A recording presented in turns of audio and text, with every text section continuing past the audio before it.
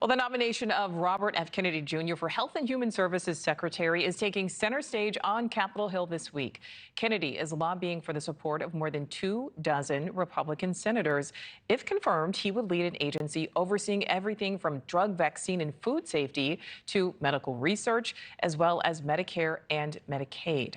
A key senator who's not scheduled to meet with Kennedy is outgoing Minority Leader Mitch McConnell after reports that a top Kennedy advisor petitioned the FDA to revoke approval for the polio vaccine. McConnell, who is himself a polio survivor, slammed the move, calling it dangerous.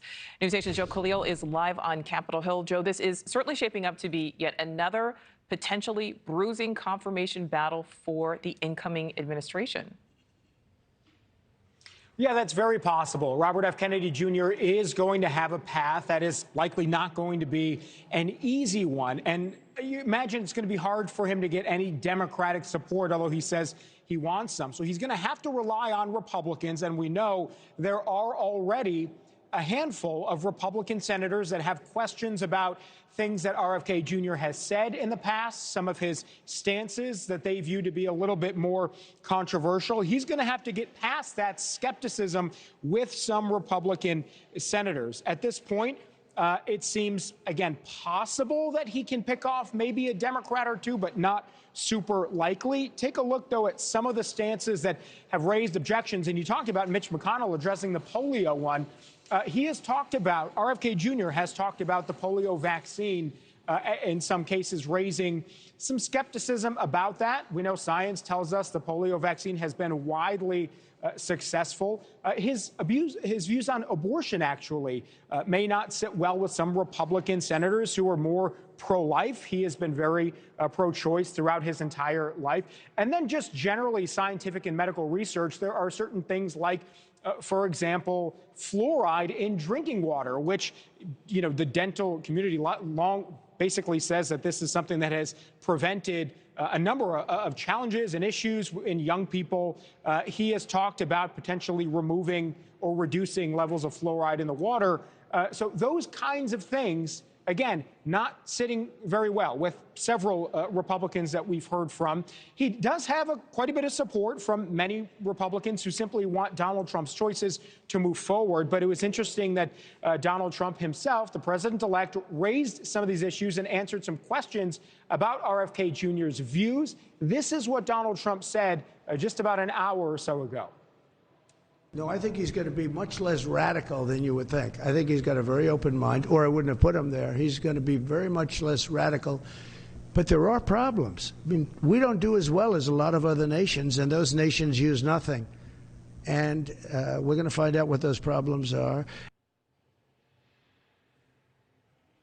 So again, we know today he's got 4 meetings with senators. RFK Jr. meeting with Senator Ron Johnson, Rick Scott, Markwayne Mullin, and Tim Scott today. We are trying to see if he's going to be stopping at all to take some questions. We're going to be following him through those afternoon meetings today to see if he does. Interestingly, Senator Bill Cassidy is not on the list of the 25 senators that were sent out that RFK Jr. is going to meet with this week. Cassidy, an important one because he's going to be the chairman of the Health Committee where RFK Jr. will have a hearing. I am told by Senator Cassidy's staff that they are going to meet at some point, just not this week, and that the Health Committee staff is meeting this week with RFK Jr. So that stuff just delayed at this point. At some point, again, they are going to be meeting. So they will meet. All right. So to this point, Joe, it really does seem like some of the heat has been off of RFK Jr., you know, because other nominees have had their own troubles and issues. But does that change this week now that he is there on the Hill? Yeah, we expect so. It seems like every single nominee that is in the more controversial bucket, you might say, has had their week of scrutiny. Obviously, Matt Gaetz dropped out himself. We've seen Pete Hegseth on the Hill. All of his issues have come to light. Last week, Tulsi Gabbard was really in the spotlight. So it is fair, I think, to say that RFK Jr. is going to be getting his turn in the hot seat as he is on the Hill, potentially answering questions. And we're going to see whether everything that we've just talked about in terms of his sort of vaccine skepticism in some cases, it moves forward, or whether he's able to get over that. Certainly his own people on the transition team have said that he is not going to be trying to ban any vaccines or anything like that. He's just moving toward freedom. We'll see whether that argument resonates with those senators who may be a bit skeptical of RFK Jr. at this point. All right, Joe Khalil live for us there in Washington. Thank you. Thanks for watching. Go to joinnn.com to find News Nation on your screen. And don't forget to click the red subscribe button below to get more of News Nation's fact-driven, unbiased coverage.